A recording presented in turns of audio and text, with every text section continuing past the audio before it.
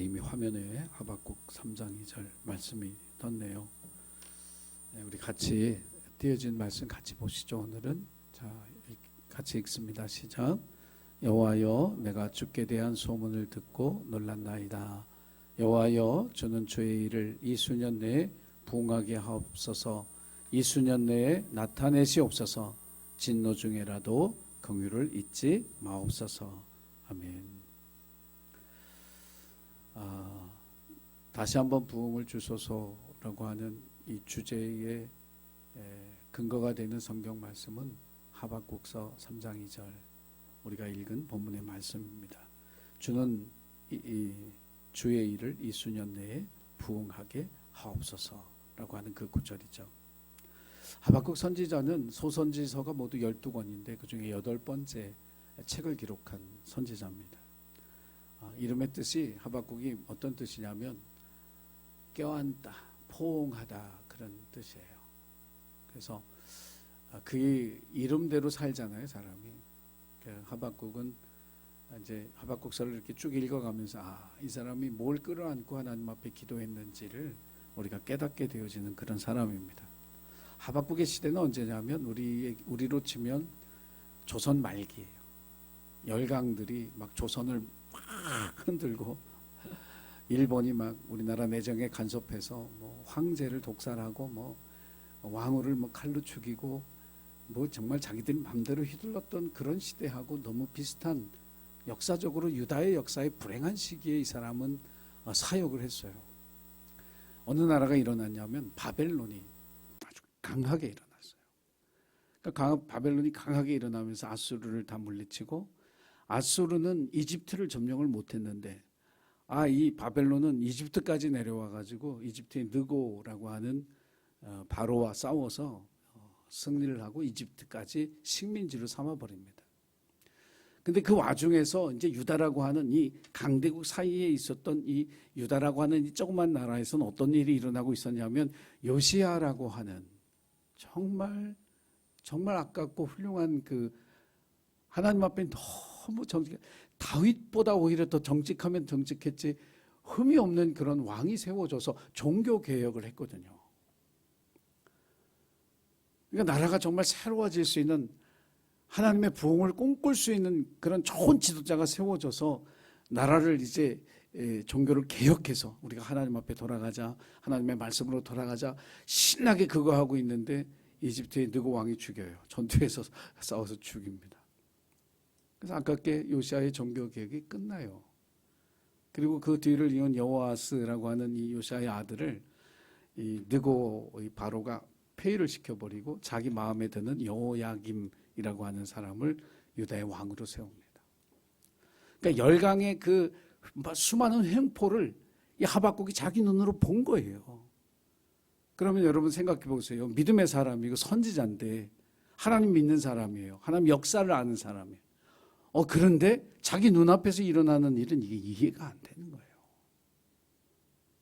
요시야 같은 그런 임금, 그런 왕을 하나님 저렇게 죽게 하셔? 어떻게 선한 사람이 악한 사람에게 의해서 저렇게 죽지? 하나님 살아계셔? 도대체 하나님 뭘 하고 계신 거야? 그래서 여러분 하박국서를 읽어보면 1장에서는 하박국의 질문으로 가득 찬, 하나님에 대한 의심과 의문으로 가득 찬 그런 하박국의 탄식과 기도를 보게 돼요. 그런데 그 질문으로 가득한 그 하박국의 질문에 대해서 하나님이 하박국에게 주신 결론은 뭐냐면, 하박국 2장 4절인데 그 말씀이 뭐냐면, 오직 의인은 믿음으로 말미암아 살리라. 악인은 하나님이 결국 심판하셔서 악인은 하나님의 심판을 받을 것이고 의인은 오직 믿음으로 살 것이다. 그런 시대에도 너 이해 안 되지, 너 도대체 받아들일 수 없지, 그런데 그런 시대에도 너 믿음으로 살아야 된다는 얘기예요. 이 하박국 2장 4절에 이 하나님의 응답이 1517년 10월 31일 종교 개혁을 하겠다고 나섰던 마틴 루터의 가슴에 새겨진 말씀이었어요. 의인은 오직 믿음으로 산다. 그러면서 이제 어떤 하나님에게 가졌던 그 의심, 어떤 질문, 이것에 대한 답을 얻으면서 그가 이제 하박국서 3장에 들어오면, 우리가 잘 아는 거 있죠. 하박국 3장에 그러면 제일 먼저 뭐 생각나요? 무화과 나무 잎이 마르고, 그거 생각나잖아요. 그러니까 하나님을 알게 되니까 아무것도 없는 상황 속에서도 감사하고 기뻐하고 하나님의 비전과 소망을 보게 되는 거예요. 찬양하는 거예요. 오늘 이제 본문의 말씀은 그 소망의 시작이 되어지는 거죠. 자, 그러면 우리가 다시 한번 부흥을 주소서 뭘 해야 될까? 오늘 본문의 말씀에 보면 교회가, 제 한국 교회가 이 코로나19 가운데 세상 사람들로부터 좋은 얘기를 들을까요? 나쁜 얘기를 들을까요? 교회에 대해 다 부정적인 시선이죠. 또 교회 뉴스 나오는 뉴스는 또 이상하게 부정적인 것들만 나와요. 저도 언젠가 한 2주 전인가요? 보니까 뭐 교회 앞에서 어떤 분이 이렇게 해서 죽었다. 그 교회가 마치 교회가 돌보지 않아서 그 60살 넘은 뭐 그분이 거기서 죽었다. 이런 식의 뉘앙스를 딱 풍겨주는데, 야, 참 해도 너무한다. 이제 그런 생각이 들었어요. 근데 그것이 교회의 현실이죠. 이런 시기에 과연 우리가 할 일이 뭐냐? 오늘 첫 번째 보니까요. 여호와여 내가 주께 대한 소문을 듣고 놀랐나이다 그랬어요. 소문을 만들어 가는 저와 여러분이 되어야 할 줄 믿습니다. 여기 소문이라고 그랬지만 사실 이거는 명성이에요. 하나님의 명성을 듣고 내가 놀랐나이다. 이런 뜻입니다. 명성은 뭐 때문에 얻어지는 거냐면 하나님이 행하신 일 때문에 사람들이 하나님을 높이는 게 명성이에요. 이스라엘 역사 속에서 하나님이 행하셨던 그 일들이 다시 한번 우리의 귀에 들려지는, 사람들의 귀에 들려지는 그 일들을 저와 여러분이 해나가야 된다라고 하는 사실입니다. 우리 시대 교회에 대한 소문은 사실 좋지 않은 얘기가 훨씬 많죠. 감추고 싶은 얘기가 많아요. 그런데 이스라엘 백성들이 하나님의 은혜로 이집트에서 나와서 광야를 지나는 그 40년 동안, 그리고 여리고 성을 눈앞에 두고 이제 요단을 건너가는 그때에 라합이라고 하는 이 기생을 통해서 하나님이 하신 말씀이 있어요. 거기 보면 여호수아서 2장 9절로 11절에 보면 이 라합이 여호수아가 보낸 두 정탐꾼에게 이런 말을 합니다. 여호와께서 이 땅을 너희에게 주신 줄을 내가 아노라. 우리가 너희를 심히 두려워하고 이 땅 주민들이 다 너희 앞에서 간담이 녹나니 이는 너희가 애굽에서 나올 때에 여호와께서 너희 앞에서 홍해 물을 마르게 하신 일과 너희가 요단 저쪽에 있는 아모리 사람의 두 왕 시온과 옥에게 행한 일 곧 그들을 전멸시킨 일을 우리가 들었음이니라. 하나님의 행하신 일을 듣고 라합이 이 여리고 사람들이 이스라엘 민족에 대해서 어떤 생각을 가지고 있는지를 이야기해 주는 거예요. 우린 졌다. 우리 간담이 다 녹았다. 이스라엘 백성들은 꿈에도 이걸 몰라요. 여리고성 같이 견고한 성을 이제 눈앞에 두고 저걸 어떻게 무너뜨리나 이러고 있는데 이미 성 안에 있는 사람들은 이미 다 간담이 녹았어. 왜? 하나님이 행하신 일. 홍해를 갈라 그 마른 땅을 걷게 하시고 아모리 족속의 두 왕 시온과 옥을 전멸시킨 그 하나님의 전쟁의 승리의 이야기를 듣고 이미 그들은 졌다고 생각하고 있는 거예요. 오늘 우리가 해야 될 일이 뭐냐면 존경받는 교회의 소문, 이야기를 만들어 가야 돼요. 하나님의 영광이 나타나는 이야기들을 만들어 가야 돼요. 살아계신 하나님의 이야기들을 만들어 가야 돼요. 그것이 소문이 나야 돼요.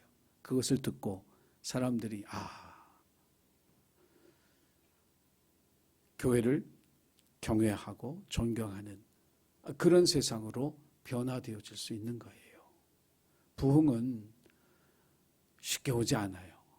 교회가 이만큼 사람들에게 비난을 받을 때는 오랜 시간이 걸렸잖아요. 그럼 이제부터 우리가 내 신앙 안에서 또 교회의 신앙생활, 공동체적인 신앙생활 안에서 한 가지 하나님의 살아계신 역사하심, 하나님의 행하신 일들, 이것을 하나하나 만들어가는 일을 하게 되어질 때 하나님의 부흥이 일어나게 될 줄로 믿으시기 바랍니다. 우리 자신의 부흥도 마찬가지예요.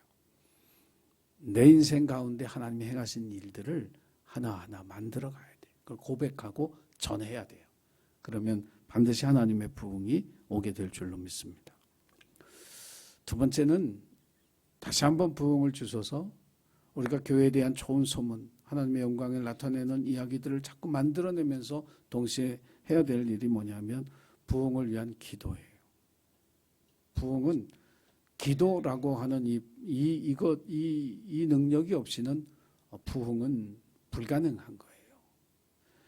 여러분, 그리스도인이 세상에서 살면서 가장 힘있게 실질적인 어떤 능력을 나타낼 수 있는 일이 기도예요. 우리 이걸 믿지 않으면 여러분 기도는 아무 의미 없는 게 돼요. 그냥 내가 위안 받으려고 기도하는 게 절대로 아니에요, 여러분. 살아계신 하나님의 역사하심을 믿고 기도하는 거잖아요. 그러면 여러분 기도 안에서 믿음으로 승리하고 믿음의 역사가 나타나는 건데 부흥 또한 우리의 기도를 통해서 되어진다라고 하는 그 사실을 우리가 마음에 깊이 새기고 있어야 돼요. 부흥이라는 단어를 제가 사전에서 찾아보니까 쇠퇴하였던 것이 다시 일어나는 것이다. 다시 일어나는 것.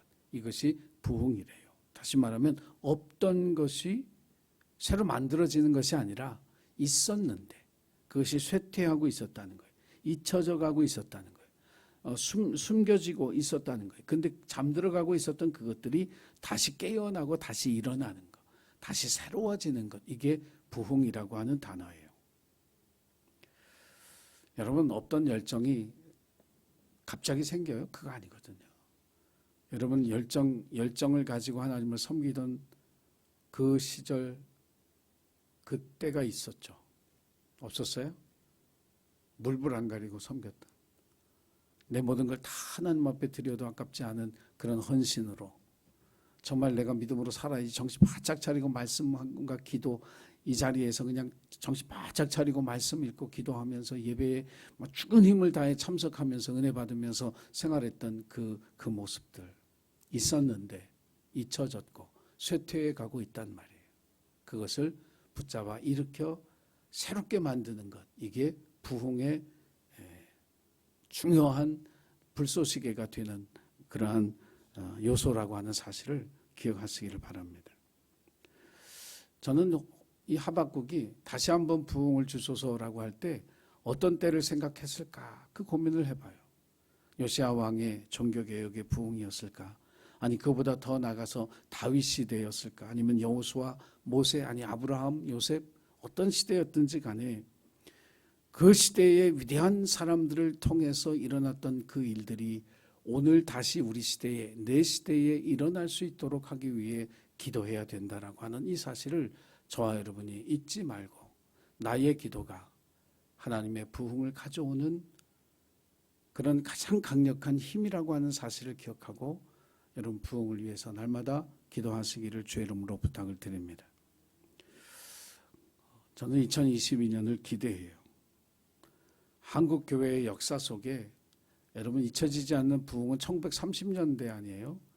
평양의 산정현 교회에서 일어났던 평양 대부흥회, 그 한국 교회 역사의 큰 부흥이었거든요. 2022년 한국 교회 역사에 남는 부흥의 한 해가 되는 거 저와 여러분에게 달렸습니다. 그 일의 주역이 되는 그런 저와 여러분이 되기를 원해요. 하박국은 그런 아픔과 민족의 쓰라림과 하나님에 대한 의심과 그런 어떤 민족의 절망을 다 끌어안고 기도의 자리에 갔던 사람이에요. 그리고 그 기도로 주는 주의 일을 이 수년 내에 부흥케 하옵소서, 그 기도로서 하나님의 부흥을 준비했던 사람이에요. 저와 여러분의 삶 속에도 이런 은혜가 있고 이런 준비가 있는 믿음의 사람들, 부흥을 준비하는 하나님의 백성이 되시기를 주의 이름으로 축복합니다. 기도하겠습니다. 사랑의 주님, 주는 주의 일을 이 수년 내에 부흥케 하옵소서. 우리에게 주신 2022년 예신교회 주제가 우리의 마음에 깊이 새겨지게 하시고 이 일을 위해서 살아계신 하나님의 이야기, 믿음의 이야기, 교회가 존경받는 이야기들을 날마다 만들어가는 저희들 전하는 저희들이 될 수 있도록 은혜를 베풀어 주시고 부흥을 위해 날마다 깨어 기도하며 하나님의 긍휼을 의지하여 간구하는 우리 모두가 되게 하셔서 2022년 한국교회 또 예신교회 잊을 수 없는 부흥의 한 해였다고 믿음으로 고백할 수 있는 놀라운 부흥의 한 해가 될 수 있도록 축복하여 주옵소서. 우리의 삶을, 우리의 믿음을, 우리의 열정을, 우리의 헌신을, 우리의 주님을 사랑하는 마음을 부흥을 위해 사용하여 주시기를 원하며 우리 주님 예수 그리스도의 이름으로 간절히 기도드리옵나이다. 아멘.